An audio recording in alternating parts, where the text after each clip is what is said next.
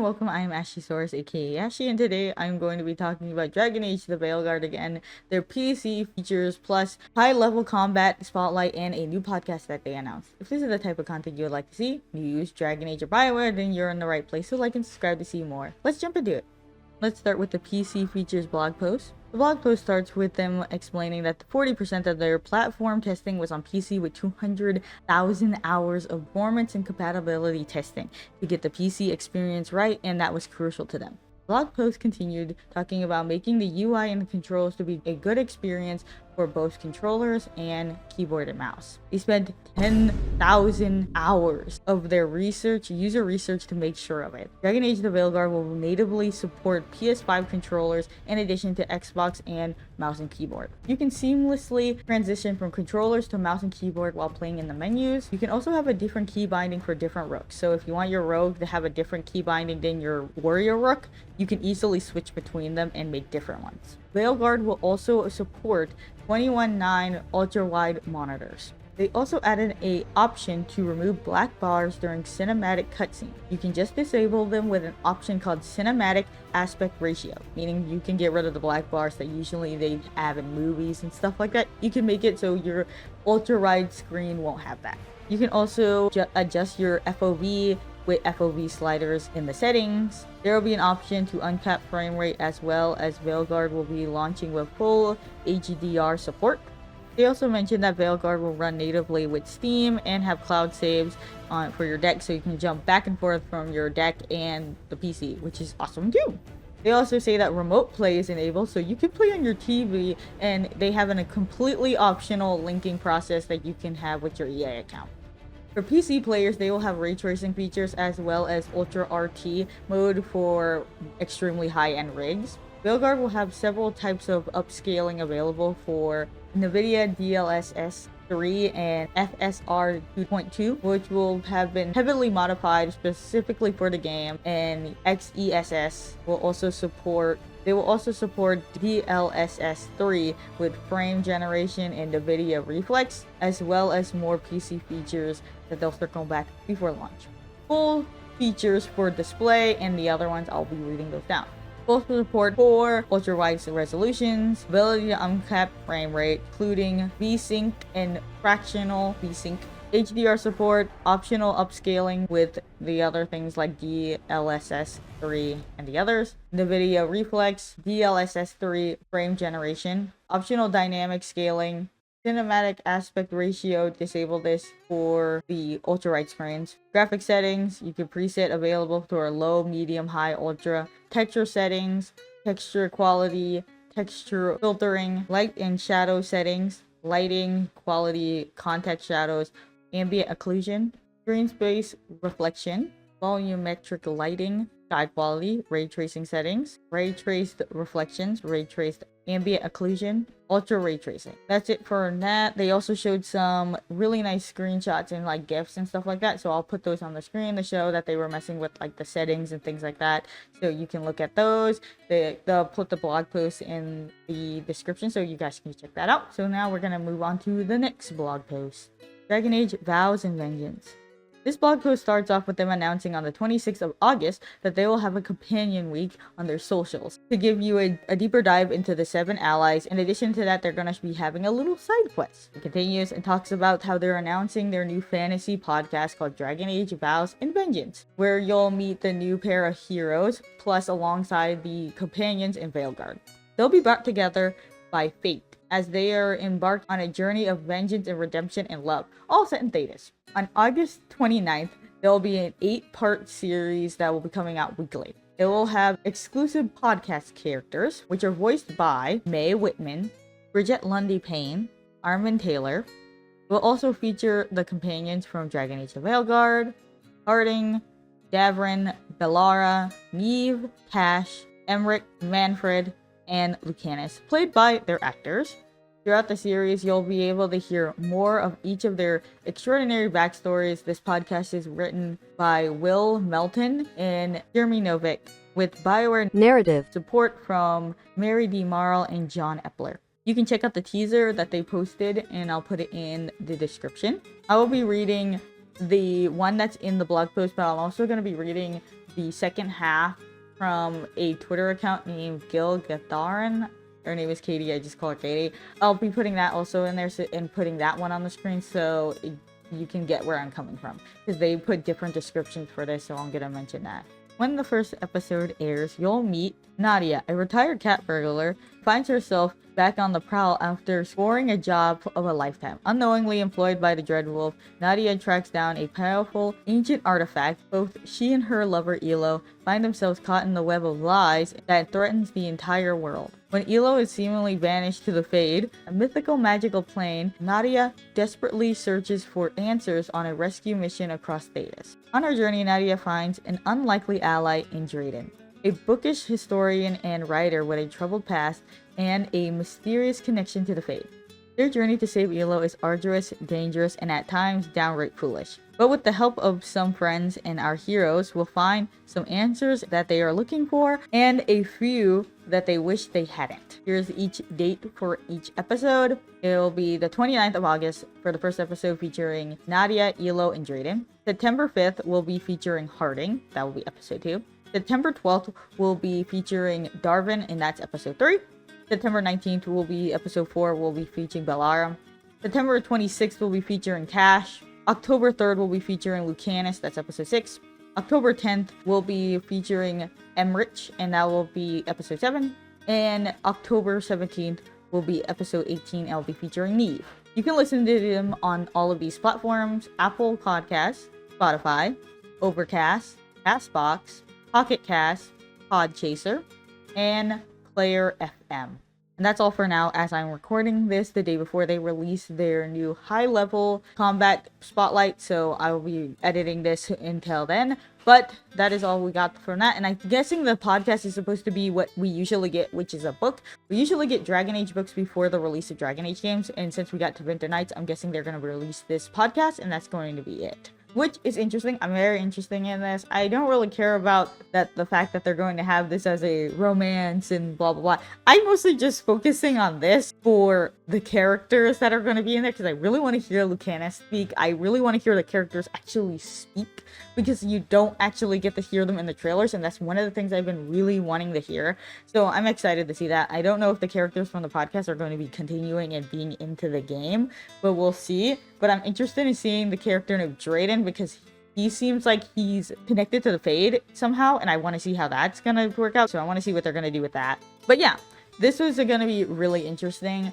I'll probably listen to all of them and then talk about it when all of them are out, and write down like very big interesting things about it, and to talk about it by then, or maybe every 2 episodes or something like that. They just keep the channel, updated, so I don't have to make a long video. So maybe I'll do it every 2 episodes. I'll upload and talk about what happened in the last 2 episodes so we can catch up. But yeah, for now, that's it, and I'll see you in the next part when we're talking about the combat. They showed off their high-level combat in a new blog post, so let's jump into that. The blog post starts off with them talking about, since the reveal, they've been listening to what fans have been wanting to see next, and so they shifted their focus to high-level combat. So today, they're going to be showing and covering the game's combat system. They'll also be showing off how Rook and the companions can be built up in using their RPG systems. I'm going to be basing off of a tweet I've seen that summarized the blog post from Shinobi 602, because this one summarizes it really well, and also it's really long, and I don't want this video to be like 40 minutes long reading word by word, so we're just going to use this. Warriors revolve around using close range combat and defense. Abilities that you bring into battle is a strategic choice for each encounter, and can be swapped out anytime outside of combat. There are 3 equipable runes. These provide a variety of control, utility, additional damage to synergize your build. Each class has unique abilities. For example, warriors can use abilities that can deal fire damage. There are then specializations unique for each class that will provide further abilities, including ultimates. Example, a warrior specializing as a Grey Warden champion will gain access to a devastating incendiary Warden's Fire that can launch a flurry of searing strikes that can ignite foes like a cinder. Combat Foundation. Each class has 4 core moves: jump, dodge, light attack, heavy attack, which can be chained together. You can dodge mid-attack. Light attacks do light damage and add a small amount of stagger, while heavy attacks do more damage and build more stagger. Enemies are more vulnerable fully staggered. Rook can perform takedown attacks. I also wanted to mention that you can boot enemies off of cliffs in this, which is super cool. I don't know if that's only for warriors, but that's really cool. Light attacks and heavy attacks can be held down to deliver more potent versions. Example, a heavy attack can be charged while using a staff to unleash a magical wave of destructive energy. Attacks can be triggered while sprinting or jumping to add depth to and fluidity to your combat. Each class has a range attack, blocks, and 2 distinct weapon sets that can be swapped seamlessly in battle. Heavy attacks remove barriers faster, and range attacks remove shield barriers faster. You can pause with the ability wheel for more precise control and to assign your companions to attack specific enemies individually or together. You can bound shortcuts, keys, and buttons for abilities. Different enemy types are weaker to certain elements. Darkspawns are weaker to fire damage, for example. You can apply buffs and debuffs. Davrin's Heroic Strike ability applies Overwhelm, debuffs the enemies, which increases stagger. Area effects attacks are also necessary to defeat large hordes of enemies. Buffs and debuffs are important for crowd control. Abilities require class resources to use them. Mana for momentum and rage. You can build these up by dealing damage as a secondary way. Warriors by taking or dealing damage. Rogues by dodging and parrying. Mages regain mana passively over time. Sword and shield warriors have access to shield throw volley. By landing a heavy attack on a shield throw return, the shield will ricochet, taking out multiple enemies. This sequence can be repeated up to 3 times, causing a devastating ring of damage around Rook. Warriors also have grappling spear, which can pull enemies closer. This helps to dispatch specific enemies on hybrid difficulties. Which is really interesting because they had something like this in Dragon Age Inquisition where you can pull closer to enemies and pull enemies closer. I'm pretty sure you can pull closer to enemies as a rogue, and then you can pull enemies closer to you as a warrior, if I'm not wrong. You can coordinate specific attacks and abilities are primers, and to prime enemies and detonators to detonate for extra damage. Ultimates are the most important abilities. Doing damage increases your ultimate meter and are unique to each class and specialization. I'm going back to the blog posts. All of these options combined together create a rich combat experience that is highly customizable. The entire skill tree is and also fully refundable. The skill points can be redistributed. We encourage you to try out multiple abilities, use different abilities for each mission, and change up the companions to bring into battle. There's a lot to explore in the game and a lot to talk about. We'll have more to share on Rogue and Mage before launch as well. Next week, we'll look forward to the Companion Week along with another Discord Q&A planned for August 30th, where we can answer more of your questions about the game. Chat soon. So I'm just gonna quickly say that that was awesome. I think that the gameplay looks really fun in this game. I'm super excited to actually get my hands on it. It looks so much fun. I'm super excited to see the mage because that's what I really want to play as in the game. But that looks so much fun. I am so excited to see how this goes. I like how so much in this game looks. Like, I like the opening of the menu. The menu is purple. It looks super pretty. I know a lot of people are going to say it looks like Destiny, and it does. But I just think it looks really nice, and I do like the colors. I do like the shading on the faces of the people when you get to choose them in the bar when you're choosing your characters to bring on the mission. It looks really nice, and I think this is a new flair to it. I think they were trying to add in the fact that they did it like Inquisition, but it's also not like Inquisition. I also like that they don't show the cards, like the full card. They show mostly their face. It's really nice too. I think that they showed off a really good amount of stuff on this video because the full thing is 10 minutes, but each one it was like 2 minutes each to make up to that. I think it was like a little bit over 2 minutes each, and it was really good. I think it looked really nice, and I can't wait to see more of the combat and stuff like that. And I really do like how they showed off a lot of the new Darkspawn. They have Darkspawn spikes, I think that's what they were called, spikers or something like that. They also had the Hurlocks that looked really cool.